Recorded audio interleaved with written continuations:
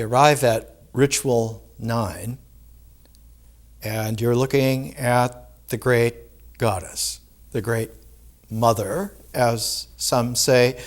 Her name in Greco-Roman times was Cybele, but her name in very ancient times was pronounced not with a C but with a K. And it wasn't K-Y so much as it was K-U. And the original scripts that record her name before the Greek, this is ancient Hittite, going back to about 2000 BC, her name was actually Kubaba. And it's very primordial because, like Mama or Papa, Kubaba is a primordiality of existence. She is not a type that fits into a set of types. She is the primordiality out of which other types come. Her name, when put into Pythagorean esoterica, was pronounced Cube, K-U-B-E. And her worship, secretly, was that of a black cube that had no inscriptions on it whatsoever. And that black cube was not a metal so much as it was the shapedness given a meteorite. And another meteorite that came down as a black stone is in Mecca at the center of Islam. And at the center of Islam, in the Kaaba, is the black stone, which is the meteorite, which is the guarantee that Islam is the center of an ancient revelation, not something just from Muhammad's time, but a celestial pivot going back into the farthest reaches of the ancient Near East, the ancient Mideast. The archaeology in what is today Turkey was in ancient times called Anatolia.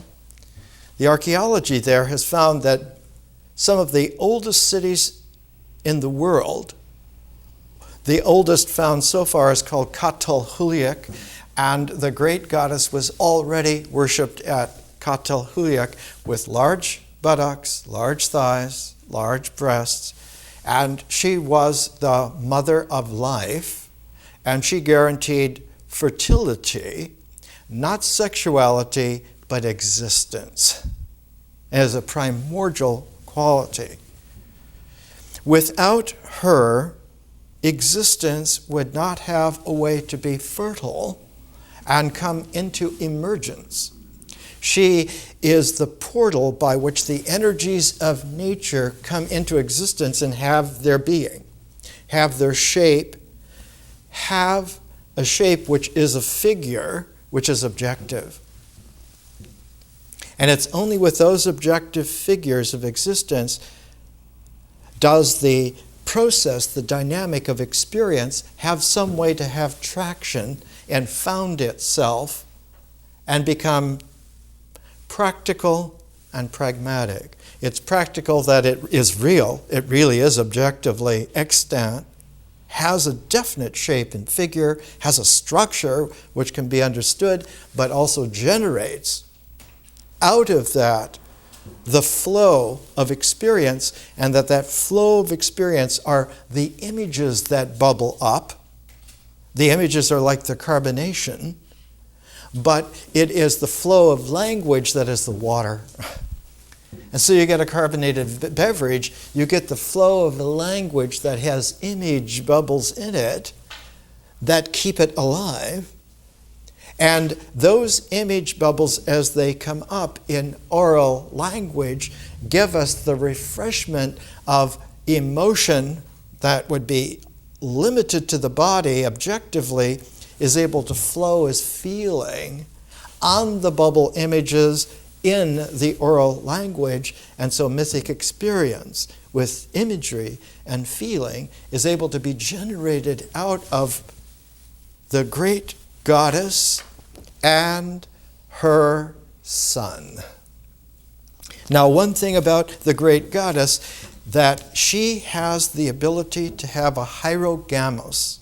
She has the ability to have a sacred marriage without losing her ability to be a goddess.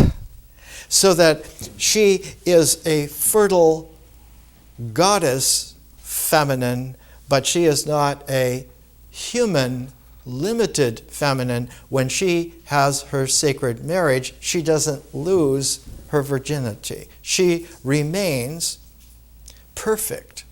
Parthenos in Greek means a virgin, but it also connotates perfection.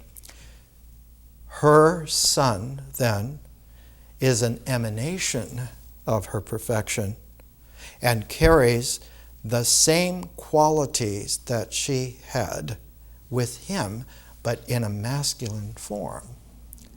But instead of it being a masculine form, like a male would be in a human way, the masculine is almost a sinuous femininity, almost a feline quality of being able to understand, especially other women. A man who understands other women in the sense that he is able to energetically be with them without possessing them, to flow with them without taking them, to have an interface where he absorbs all of their flowing experience into his, and together they're able to bring out of existence this uncanny resonance of a perfect quality of fertile spiritual life experience that when it is integrated together in thought, that mind becomes clear. Instead of having thoughts that are disparate, based on disparate images, different languages, different feelings, it has all of those in terms of unities that do not disappear, and so you get a ratio of the real in a mind that is completely clear. The completely clear mind is able to do something naturally which could only be achieved by a supernatural means if you didn't have it naturally. And the ability is this: to be able to behold divinity instantly. So in the very ancient Near East, those who could do this naturally, who were raised so that they were able to have that existential figuration exactly, that flow of experience vibrantly, and to integrate it in their thought completely, perfectly, and naturally, their eyes were huge. And so you find all through the ancient Near East, 5,000, 6,000, 7,000, 8,000 BC, you find that the religious vision is of a pair of very large eyes, and that these all-seeing eyes behold the unity of reality in the unbroken unity of existence. Those two large eyes are like owl eyes that appear on the breastplate of Athena. They also are the two large eyes that appear as the nipples of the breast of the Earth Mother going back at least 10,000 years.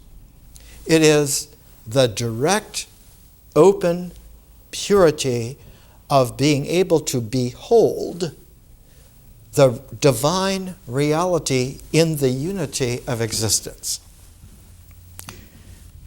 We're at Ritual 9, and we're trying to appreciate and understand how the morphing of the sets that we're dealing with gives us an opportunity to do in a 21st century way what our ancient wise forebears, how far back does it go? The first appearance of the Earth Mother. The large hips, the large thighs, the large breasts, so large that the breasts make circles, that the buttocks make circles, that the thighs make circles, so that a seventh circle, her abdominal womb area, is a central circle among the other six, and those 7 circles together, that Earth Mother, the earliest sculpture we have, comes from Central Europe, 30,000 BC. And she is holding up a horn, which is a crescent-shaped horn, shaped like a moon. But if you're able to look at this 32,000-year-old sculpture, that moon that she holds is actually a ram's horn. So that if you held that crescent moon to your lips and blew with your breath, it would sound like a horn, which in Judaism is called a shofar. It is the horn calling those who can behold to behold, the presence is here now. The reality occurs now. But that horn, as she holds it in this way, has a very peculiar phrase that applies to it. There was a famous book done in the 1940s by Rachel Levy, and the title of her book is exactly what that is. The title of the book was The Gate of Horn. The gate of horn is that the Earth Mother, who holds the phasing of the moon in a ram's horn, which at the same time is able to be opened up and become a cornucopia, where all of the fertility of the foods necessary for our life are in that cornucopia, where the call to beholding is in that horn, where the secret is that in the phasings of the moon, one sees not the moon only, but the moon as it reflects the sun in its various phases going around the earth. And so one gets a coordination of this world and the pair to it, the moon, and the third, the sun. And it's a curious thing that in this star system, our moon is exactly the same size as the sun. And so you'll find, like in all Tibetan mandalas of great power, you will find the sun and the moon in the 2 corners. And what they're showing is a very ancient quality of what in symbolic gesture used to be this. This sun is unified, this moon has phasings, is able to do things, or this sun is radiant and this moon is collective of the radiance constantly, and this, the 2 lights, the opposites, the polarities, are able to exchange meanings with each other, and as they do, as one follows the exchange of those meanings, they circumscribe out a cycle among the stars, and the shapes, the figured shapes of that cycle through the stars classically has a 12-part, 12 constellations. It makes a zodiac. So that now we're getting deeper and deeper into the quality that the Great Mother is not just an Earth Mother. She also is a Moon Mother. She also is definitely related to the sun in several ways, through the moon and through the earth. But she is related in such a way that she is able to accept the energy and turn it into the fertility of emerging shapes that will hold. She will not just be able to have babies, she will have babies who can have more babies. So that fertility is not just that something gets born, it's that it is born fertile to continue. And so the continuance of existence in its morphing flow is called life.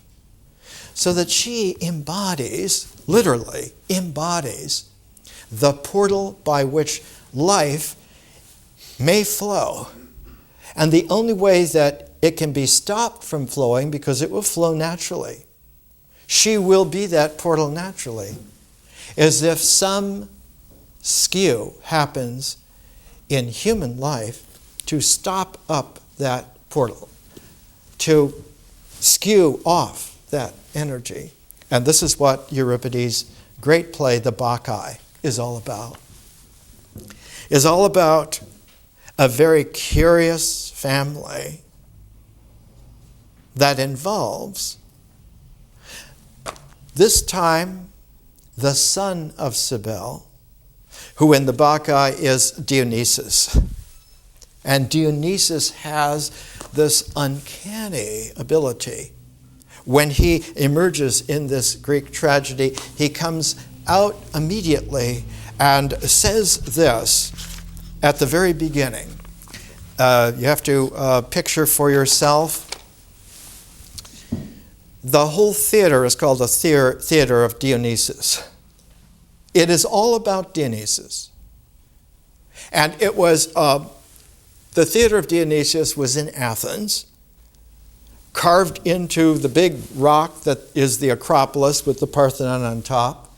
And the Theater of Dionysus, when you were on its stage, the front proscenium was 90 feet.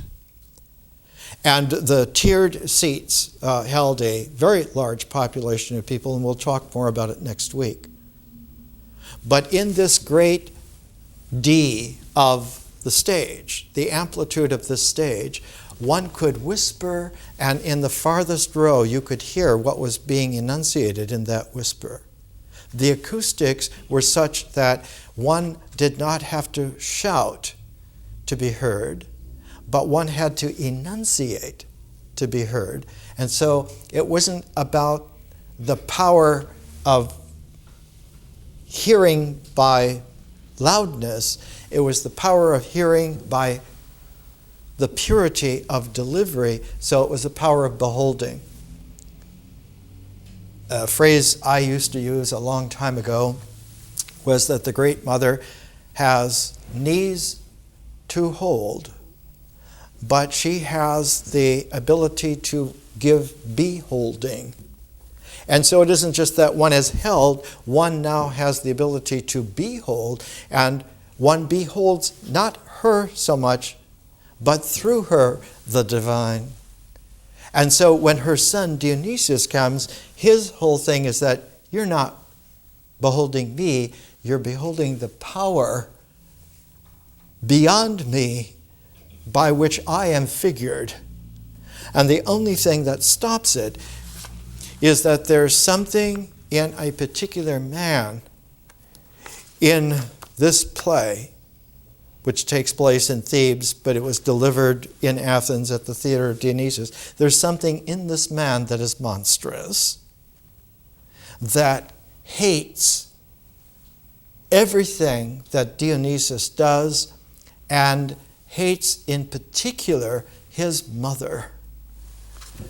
Dionysus comes out and he says, and you have to understand that in Greek tragedy they always wore masks, because it is not about some actor or actress, it is about the figuration that goes through the ritual comportment exactly, precisely as it is designed to do, so that drama is a very special aspect on this level. An existential drama is about the emergence of reality from a point of realization.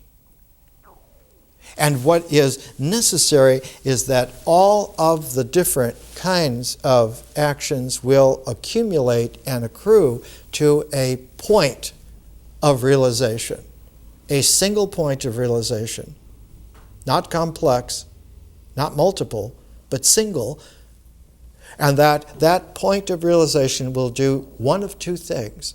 If you are stopped up, it will kill you or drive you mad. If you are open, you will be able to behold reality. We're pairing with Euripides' Bacchae, Basho's Narrow Road to the Deep North. It's a Zen travelogue. Before Basho wrote Zen travelogues in the 1600s in Japan, there was a Zen theater called No drama, N-O-H.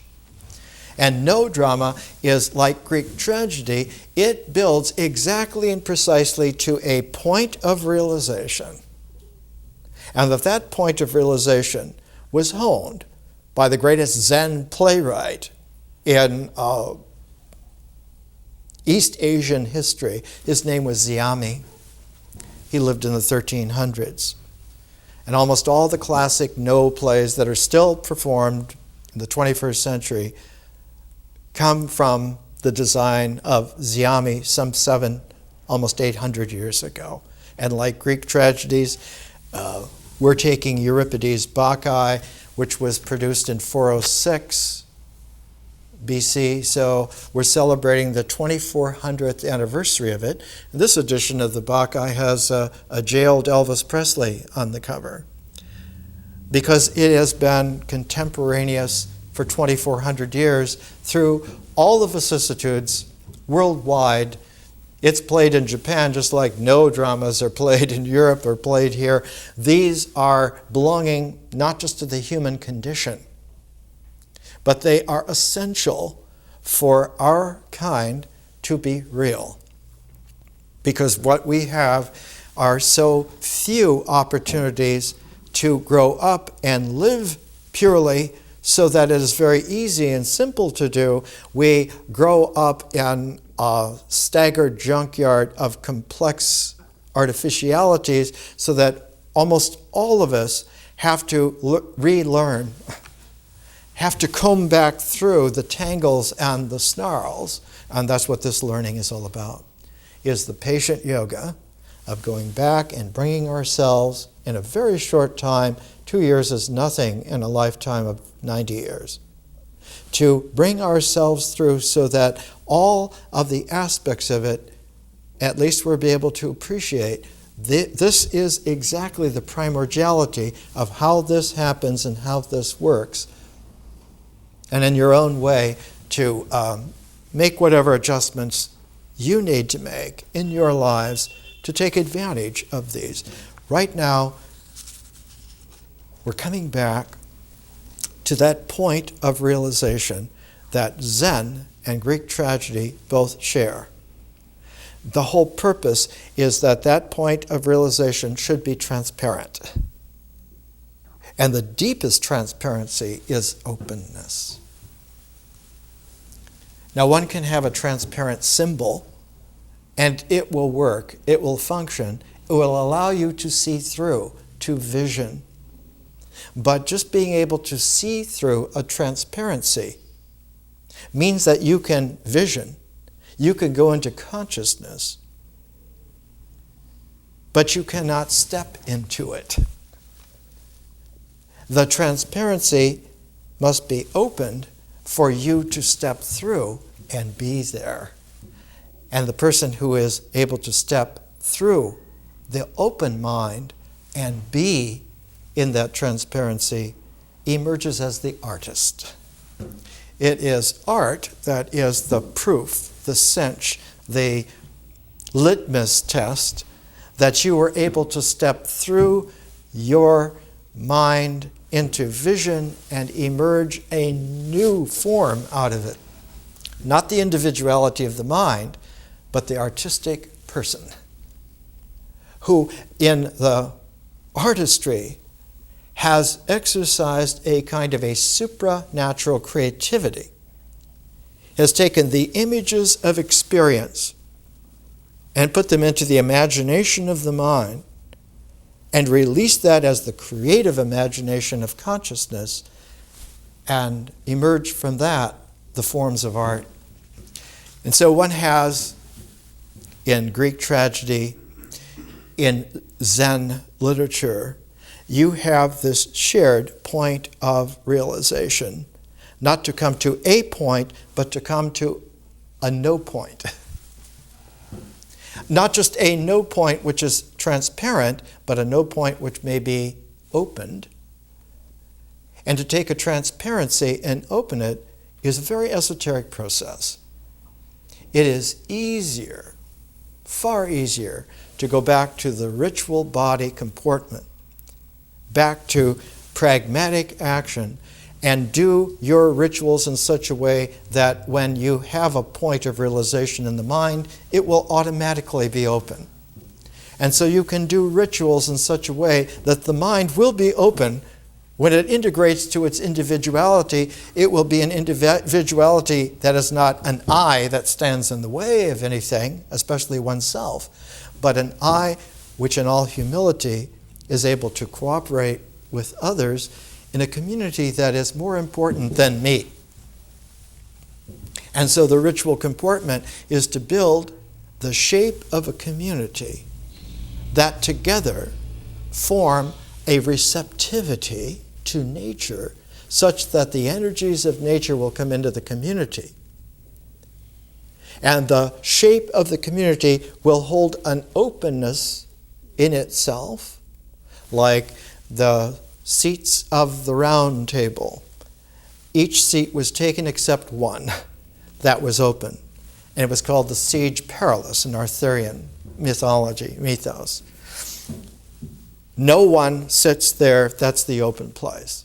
It's like in certain feasts of leaving a special place at a table for the unknown guest or stranger who might come. They are always welcome. Or it's like the Zen Sumie circle that doesn't close, but it goes powerfully into the approach to an openness. And one is still able then to do this if the artist has come out of his purity completely. His body will not betray the art. So if you've not ever seen a Sumie Zen painter do his work, he will have a table with many jars and many brushes, many different inks, many different washes, and the paper behind him will be stretched taut on wood rollers so that he must in one move go to the table, to a brush, to his ink, and turn and make his circle. If he pauses, he will tear the paper. The slightest pause will put a pressure and ruin the piece.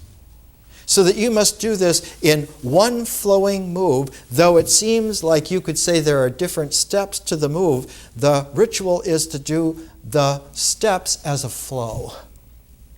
So that the art of it is not the ritual of it, but is the transform of the ritual from the steps to the flow.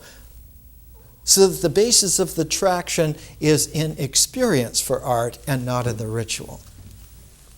The ritual is essential to deliver the experience as a pure flow, so that it will be the right background, because the flow of experience and the flow of consciousness, when they are put together, consciousness flows exactly in the opposite way to experience. And when they flow exactly opposite, they interflow together in such a way that the field of dynamic now is a perfectly merged field that is pure of experience and consciousness without any break in them whatsoever. And that pure field is the openness. So that the mind now has done something uncanny. It has taken the flow of experience that flowed participantly in the flow of nature and has left nature and gone to supernature, to a supersymmetry. Consciousness is like a supersymmetry of nature. And in that supersymmetry, now experience doesn't flow with nature, but it weaves with consciousness. And that open field of the weave of experience and consciousness is not a form, but is itself a complex process out of which then will come the art. And the art will achieve its excellence because the forms of art will be able to be a complementarity to the forms, the symbolic forms of the mind. So now we have something very interesting. We have mind forms, symbol forms, which are able to have referential representation and similarity and identity even with ritual objective forms. But the forms of art will always be complementarities to the forms of the mind.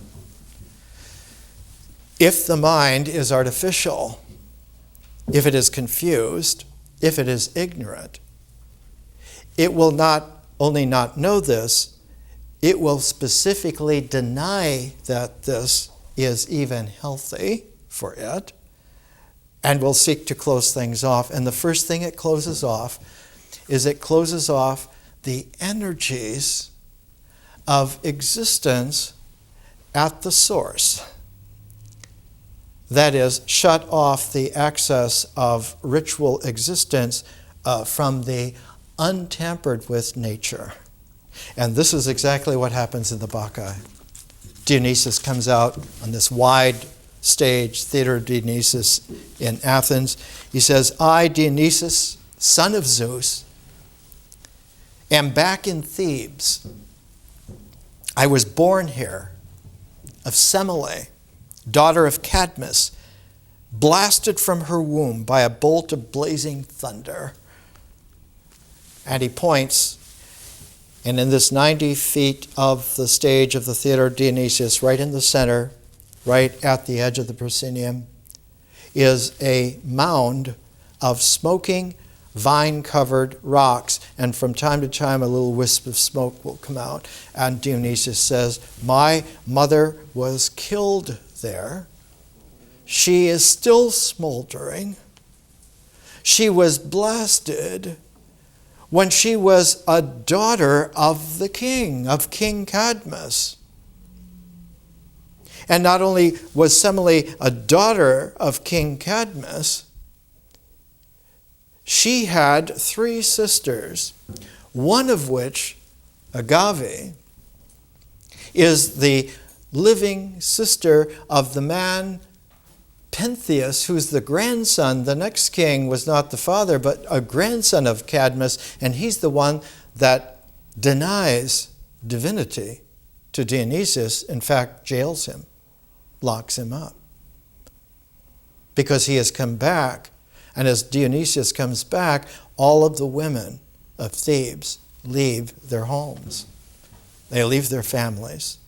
They go into the wild pine-covered mountain outside of town, Citheranos, and there they go into this orgiastic dance together. Now it's interesting because we tend to have a skewed misunderstanding of these things. It's not an orgy of sexuality and of decay. This is an orgiastic energy that has come into its wild resonant, so that the resonant of that set will be the very calibration of the right hum for human existence to come into a correct, pure language expression between people. That without that pitch pipe tone of that resonant language, human beings do not know if they're speaking truthfully to each other. So it is the women who together, in their dancing, establish the vibration, the exact vibration, each one in their own way, a vibratory wave, so that together that vibration is one of nature coming into the forms of life, fertile, so that existence can only be real existentially, but the experience that comes out of it will be able to flow purely enough so that the mind that comes out of that will be open and one can behold the reality of the divine. It is interesting because Pentheus, being the son of Agave, and Dionysus, being the son, Dionysus is the son of one of her sisters, Semele. They are actually cousins. But it goes deeper than this. Cadmus was the king, but was his grandfather. Who was his father? In between King Cadmus and King Pentheus, the father had a very peculiar quality to him. And it is a mysterious thing until one goes to something like a learned Oxford commentary, this one by the great E.R. Dodds on Euripides' Bacchae. He did this commentary in the midst of the London blitzes in World War II. He worked on it in 1943. And it was published by Oxford in 1944, right in the midst of the World War II Nazi blitz of London. An extraordinary man. His great book is called The Greeks and the Irrational. To understand that irrational is not madness, but is outside of the individual, self-assigned forms of distortion. Because according to a highly indoctrinated artificial mind, nature is irrational. God is irrational. Uncontrolled experience is irrational. And so one finds exactly at this point, and after the break we'll come exactly to this quotation, one finds that the classical Greeks, in the century of Euripides, came more and more to an unbreakable tension. They held more and more power to have minds and doctrines that were organized to the nth degree and suspected nature and wild experience and eventually transcendent consciousness. And those who were still primordial enough to be able to do this, who felt imprisoned by the city, imprisoned by the religion, imprisoned by the politics, imprisoned by their own enforced artificial personalities, and wanted to get out. So you had people wanting to get out and others wanting to stuff them in, and it came to a crunch at the end of the life of Euripides. At age 70, he finally could not take the disgust of Athens and in self-exile went to live elsewhere. He died of a broken heart. And posthumously, the Bacchae was the last play of his that was performed. And it's all about the breaking of the mind of the classical Greeks by the beholding that reality was completely outside of their grasp in any kind of an enforced way. The odd thing is, it is a characteristic of civilization, not just of the Greeks. And that's why there's a Zen drama in Japan. They face the same issue.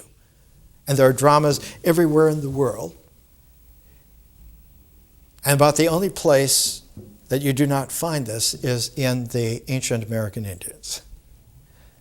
In the ancient American Indians, like with the Mediwiwin, the grand medicine ceremony, you find that there is a perfect melding of the ritual steps that one takes in the medicine lodge to a place where those steps go into a vertical.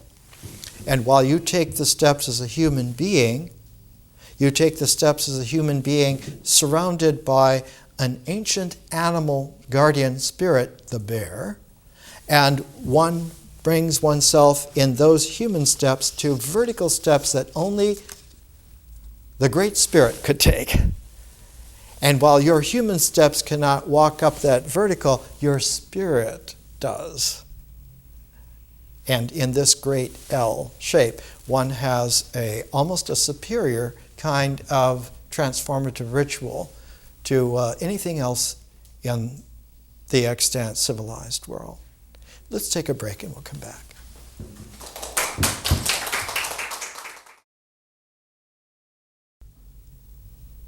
Let's come back. This is a Greek tragedy of Euripides. Electra, one of the great Greek tragedies, one of the models. There's not only an Oedipus complex, but an Electra complex. This is a film with Irene Pappas done by the great Michael Kakionis. And Michael Kakionis directed things like Zorba the Greek.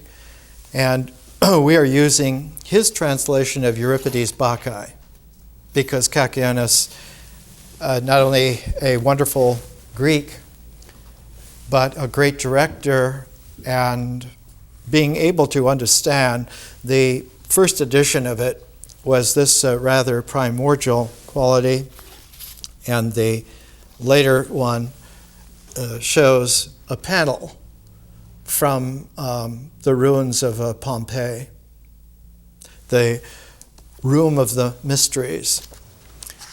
And the whole aspect of the mysteries was that they are not mysteries of the mind. They are mysteries of life. And they are mysteries of life because they emerge from the dynamic of nature, which is a process, and it is the oomph of the current of life, so that nature has this primordial quality that it instantly comes into existence whole. It doesn't plan bit by bit and then piece it together, but it comes whole. The mind, which is artificial, must take pieces of a puzzle and put the puzzle together. And the mind is satisfied when all the pieces of that puzzle are together. It then looks at the completed puzzle and does not know enough to look at the picture. It sees the picture as the completed puzzle. But if you look not at the puzzle and look in such a way that you're not puzzling, the picture are the images that flow together, and the best way to think of that is an image base. And that image base is the sinuous flow upon the traction of the uncontaminated ritual steps in their sequences as resonant movements in action that amount to groups that are able to be woven together. And so the best ritual comportment is that one now can weave, and one can also make the pots, the pottery, the ceramics. One knows how to take a wheel, a circular motion, and bring a pot into its ritual being, and then that pot, if it is fired, if it is made right, it will fire. It will take fire, and it will become a ceramic. Or the weaving is such that it will take an imagery, an image base into the weave, and that there are many different kinds of weave, and that this weft and this warp of the weaving can be done in such a transpositional way that you can get a ironic quality to the imagery, like a jacquard pattern in a French silk, where you can see two different patterns at the same time from the same image. That image base is able to show two different facets. That's the fine art of the craft of weaving, But in the art of weaving, one can do such a thing that you now get a complete rainbow kaleidoscope of imagery in the same presentational field. So when we get to art, we will use the basis of generated mythic experience to build the frame of which art is a part. And that frame is not a frame of reference necessarily. The best way is not even to call it a frame, but to call it a square of attention. That one is looking with this square of attention, but one is looking with the cube of the field of spontaneous alertness.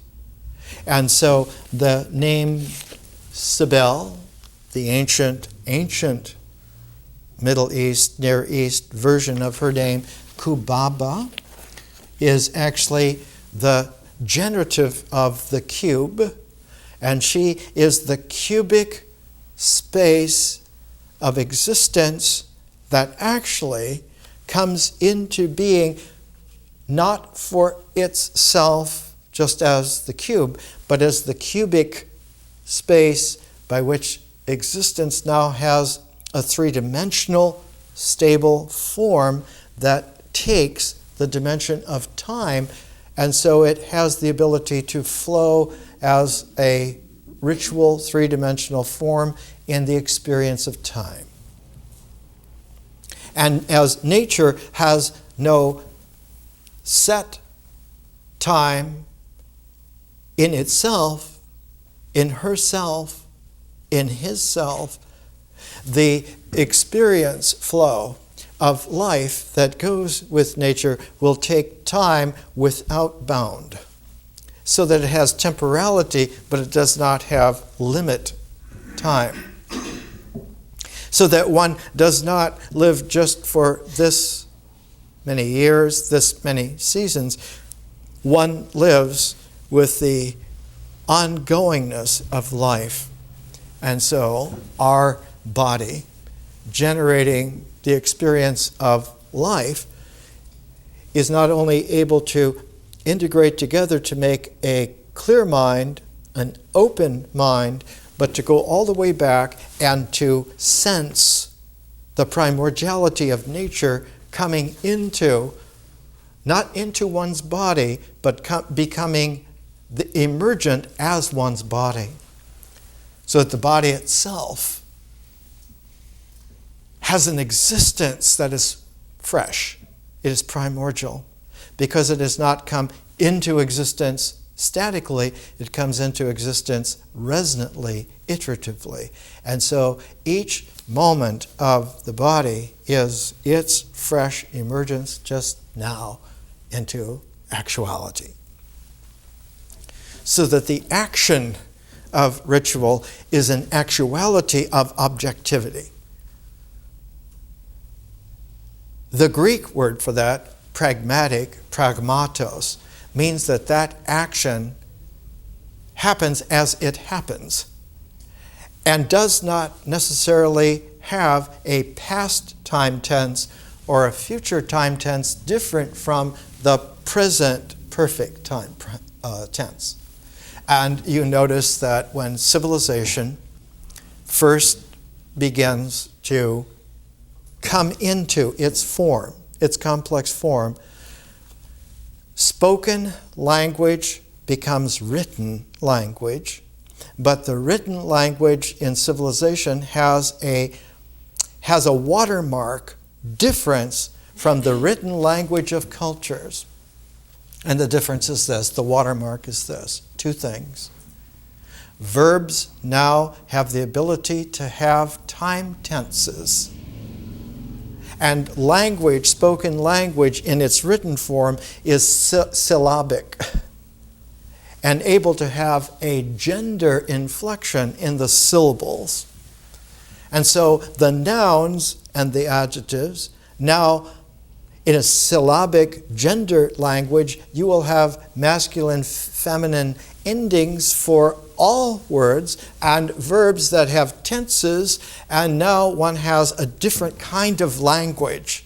The written language now is capable of building a highly complex mind that if it is open on a massively complex presentational reality. But to keep the purity of a culture, any culture, into the complexity of a civilized form is the most difficult transition that human beings are capable of. When we were in cultures for over 150,000 years as a species, Homo sapiens.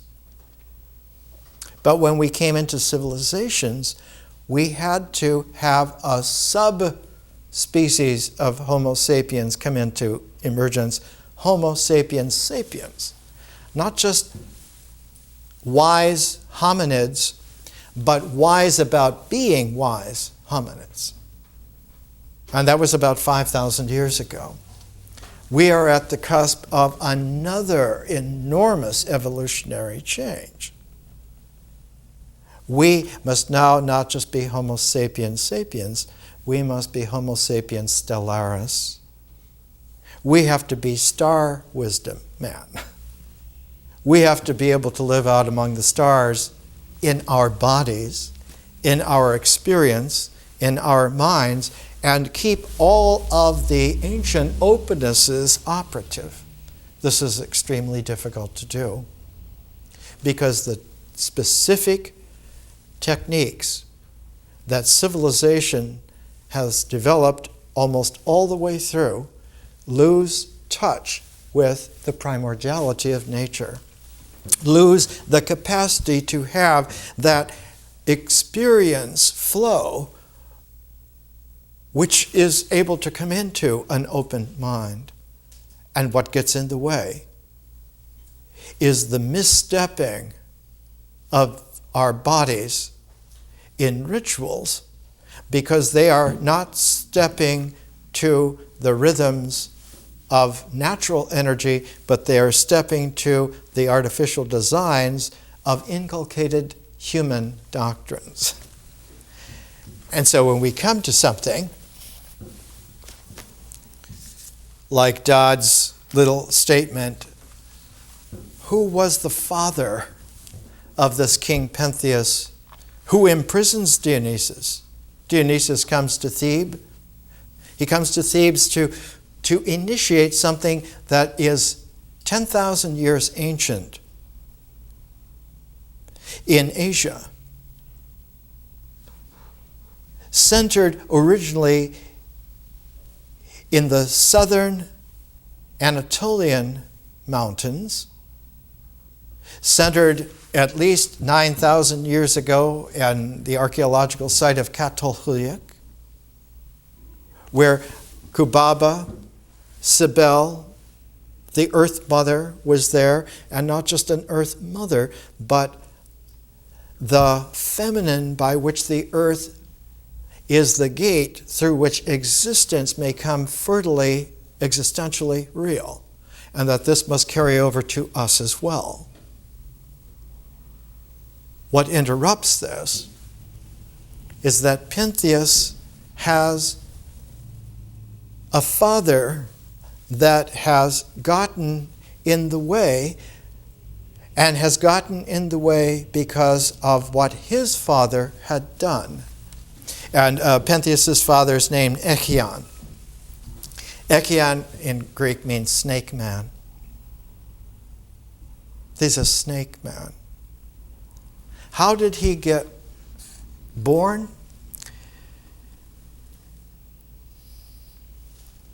The phrase that he's commenting on in the Bacchae is, what rage he shows, the earth child, the old dragon's breed, Pentheus, whose father was earthborn Echion. Again, was one of the sown men. That is, Cadmus had slain a dragon and had taken the teeth of the dragon and sowed those teeth of the dragon, and instead of being born from a woman who is a resonance of the earth, fertility goddess, he comes out of the dragon's teeth sown by a man into just the earth as some kind of artificial vessel to bring forth what he wanted to bring forth, paying no attention to the earth's fertility, but forcing it by the inculcation of the teeth of the dragon. And what came out are children who are now of a different nature. They are, in ancient times, they were called giants. In Moses' writing, he said there were giants in those days. In Greek mythology, it's the Titans, like Prometheus. They are men who are larger than men, larger than life men. And they are not only larger than life, they are larger than nature. They are larger than the gods. They are the enemies of the gods, and so they fight them. And they fight them in a particular way. They starve them out. They make sure that there are no real sacrifices to the gods, so that the gods will receive no nourishment. Instead, they will keep all the power for themselves on earth in giant men's ways. Whereas Euripides points out, it is not that the man is a giant, it's that that man is an ordinary man that has a monstrous thing in him, demonic, that hates divinity, all divinity, is jealous of all divinity. Because if divinity is real, the demons are not. And the only place the demons have to be real is being sheltered by man in his ignorance. Because if man is not ignorant, they will behold God. But if they do not know how to do this, then they are like a fertile subterfuge jungle in which the demons can be safe from the divine, they think. The snake man, one of the sown men who sprang from dragon's teeth, which Cadmus sowed. References to Pentheus's curious ancestry are strikingly frequent in the play, and he gives more than a half a dozen instances. Another writer thinks that we are meant to see in him a symbol of the Dionysiac element in this man, which makes him, like the snake, a potential vehicle of the god. The chorus, however, draws the simpler conclusion that the earthbound giants who fought against the gods, he comes of a monstrous inhuman stock and is therefore the natural enemy of what is divine. That these were special types in the 5th century of classical Greece who used the gods in a very private power play way. The experience in the classical Greeks is clearer than many other places, and this is why it's a good reference. They had 4 ways in which to relate to these experiences. One was a traditional Greek religion. The other was local deities of the geography of where you happen to live. The third was the cult of the rulers of that kingdom, of that city, of that place. And the fourth was like extraneous deities that were not of the locality, they were not of the ruler cult, they were not of the standard, customary, traditional religion. And what Pentheus tries to do is to put Dionysus in the extraneous deities. From where you come from, you may be a deity, but not in my town. You're not a part of the ruler cult. And you are not a traditional, customary member of the Greek gods of the Olympic pantheon. There were 6 women, 6 men. There were 12 gods in Olympus, and you're not among them. And in particular, you were offensive to the feminine goddess of the Greek pantheon, Hera, who is the wife of Zeus, and Hera is the one who says the Olympic family is the divine family, and I am the wife of Zeus, who is the king of gods, so I am the mother, the matron of the official customary Greek religion. And in fact, Dionysus' mother Semele was blasted by a bolt of lightning from Zeus, my husband, because he understood how I told him that you were trying to unravel the Olympic family cartel. And in doing so, you endanger the local ruler cult, because Pentheus then is not going to be the king of Thebes. Your energy is going to be the primordial thing in Thebes. So you're destroying the Greek Olympic pantheon, you're destroying the ruler cult, and you're trying to take over not only this locality of these deities, but all the different localities, because wherever you have gone, from India to the Aegean, you have in your primordial energy have replaced all of the local deities, have cracked all of the mythological pantheons, have sabotaged and replaced all of the local ruler cults, so that all of those 3 groups are now extraneous deities, and you are the only pantheon member. You're the only ruler cult head. You're the only local deity. And so you're absorbing all these divine powers to yourself. Therefore, we not only do not believe in you, we're going to jail you. And you're not going to take hold here.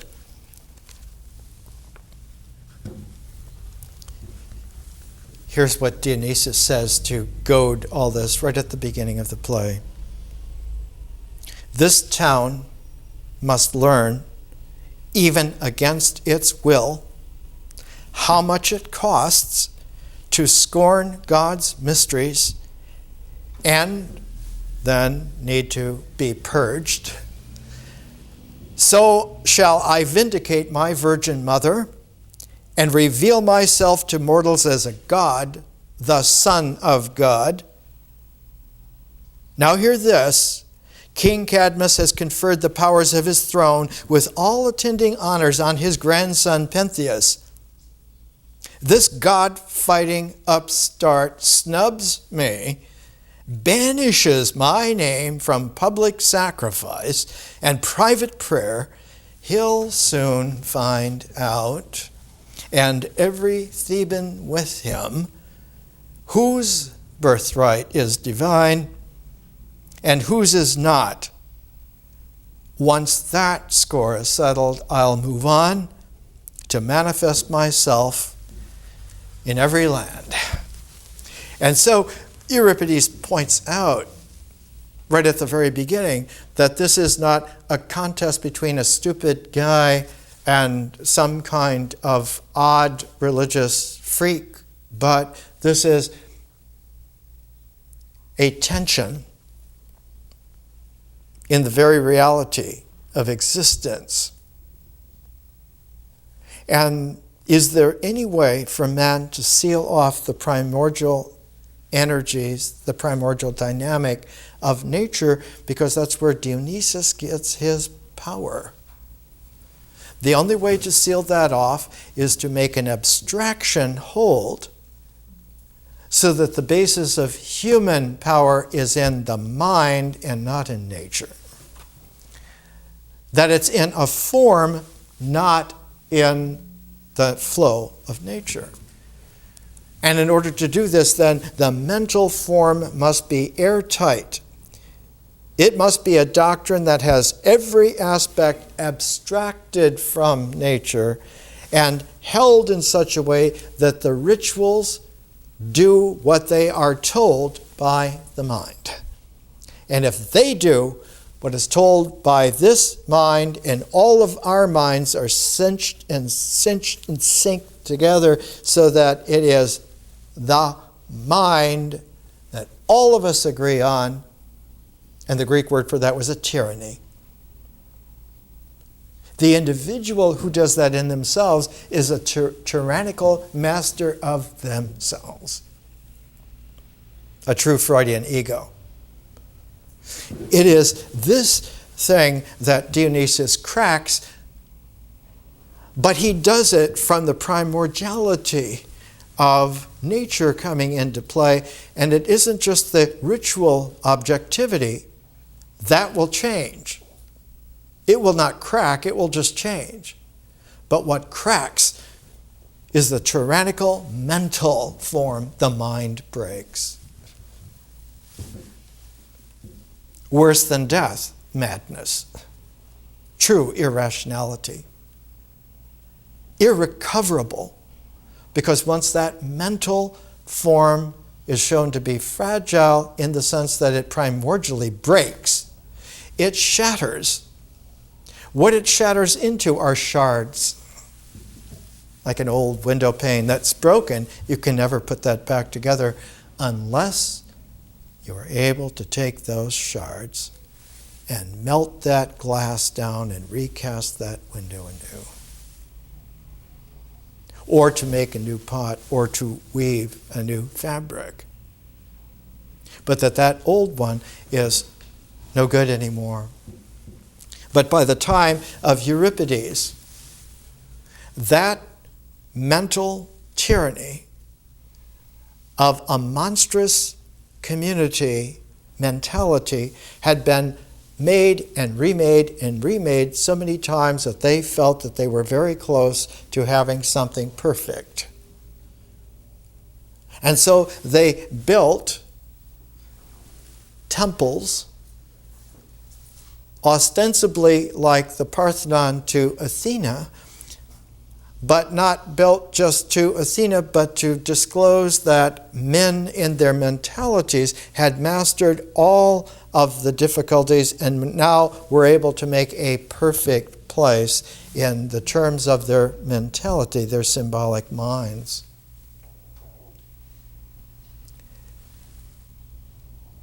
In order for the Greek men and women to live in that kind of mentality empire, they would do that in their normal civic lives, but they would leave the city and they would go out on pilgrimages.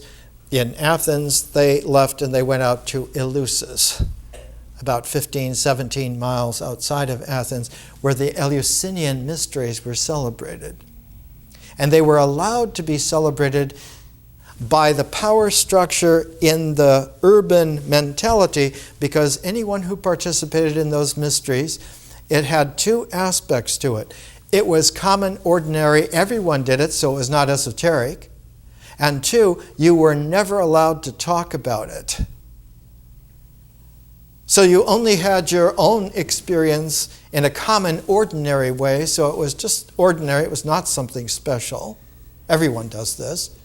This can't be anything extraordinary because it's common, everyone does this.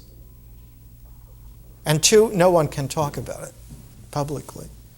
And those were conditions that were laid down, not just by the tyranny of Thebes or the tyranny of Athens, later on the tyranny of Rome, and all the other tyrannies all have the same kind of form.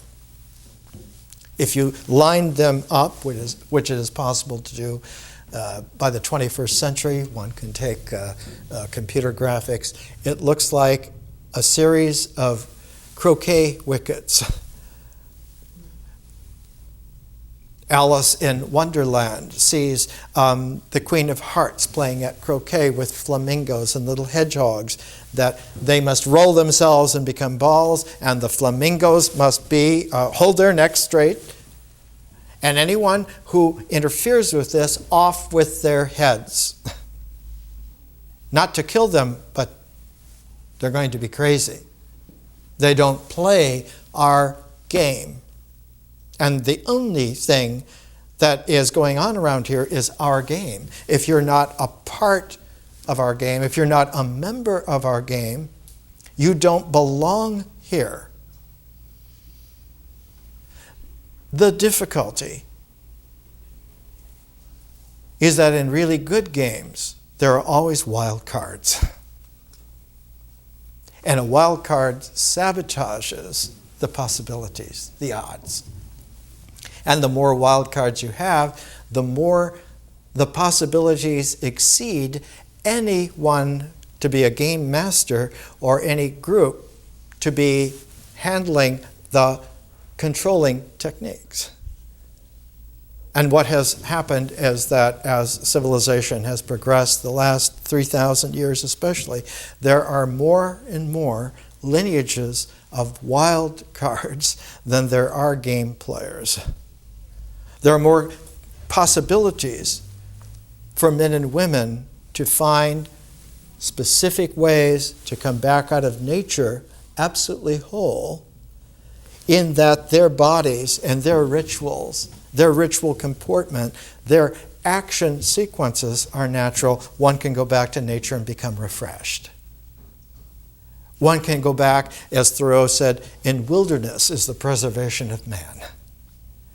One can go back into this in such a way that nature takes us in an immersion of the primordiality of the process. One of the most extraordinary testaments of this, in recent, about 100 years ago, an American named John Muir was hiking in Yosemite, and he was on Half Dome. And he was so entranced of seeing the great Yosemite Valley that he edged down and edged down. And he was appreciating the sunset of the Merced River and Yosemite and the falls. And then he realized that it was going to get dark and he had to get back up. And he worked at it, and as he did, he got more and more exhausted until finally the sun was setting, the darkness was coming, and Muir did not have the strength to go any further. And he was going to die by plunging into Yosemite Valley from his beloved Half Dome. And so he let his hands go into the energy of the rock, and without any effort whatsoever, climbed back up to the top and bowed his head, because the land had saved him by absorbing him into itself. And you don't need human strength if you're at home with the rocks. A meteorite is a celestial rock.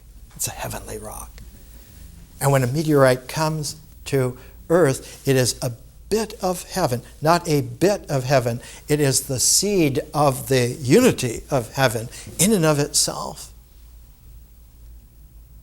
And when that meteorite, and most really heavy meteorites are a nickel iron meteorite, is shaped into a cube, that black cube of that meteorite is the sacred heavenly stone, which now is the cube of the Cubaba, of the Cybele, of the Great Mother.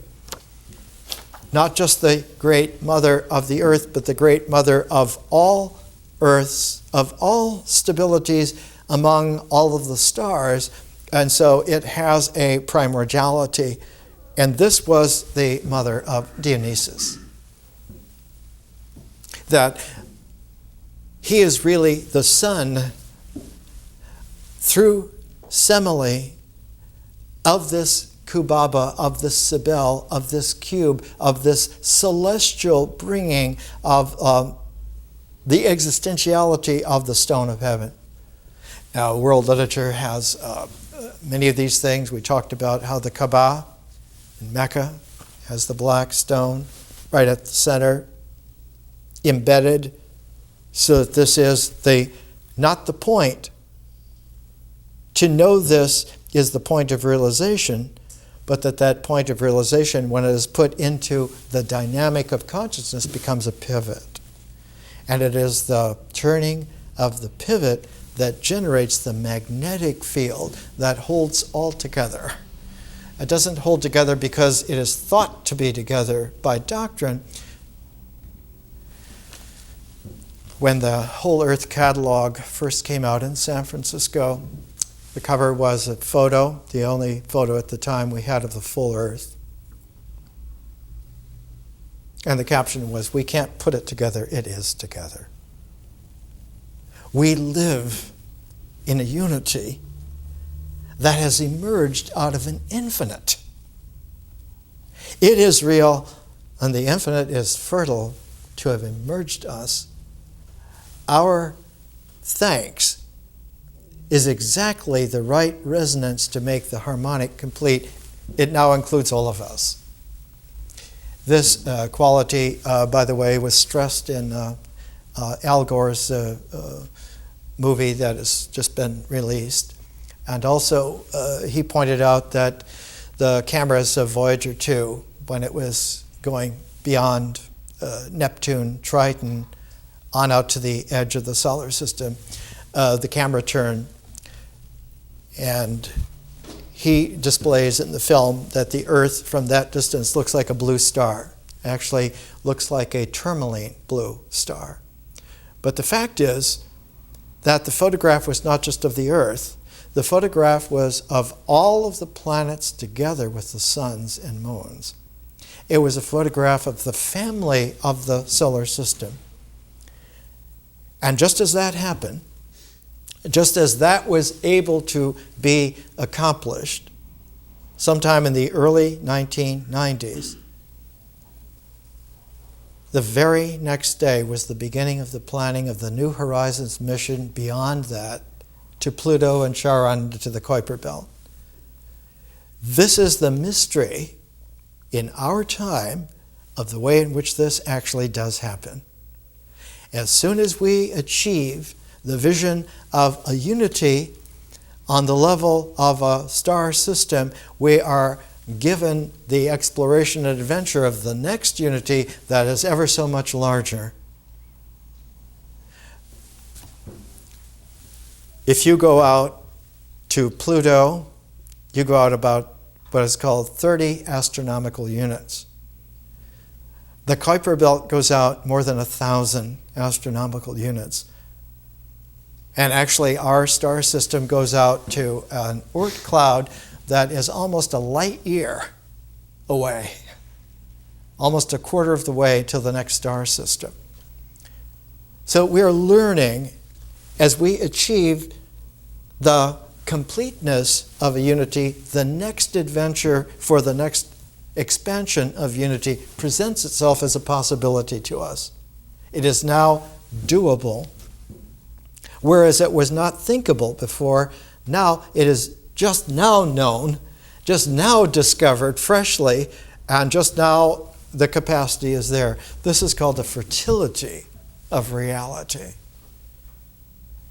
Our learning is to take each of 8 phases, and by fulfilling the structuring and the presentation of that phase, the next phase's capability opens up spontaneously and expands our ability. And after doing this in 8 successive expansion ways, that further whole now has what is called in math, it has a harmonic analysis, which includes the ability to deal with infinities.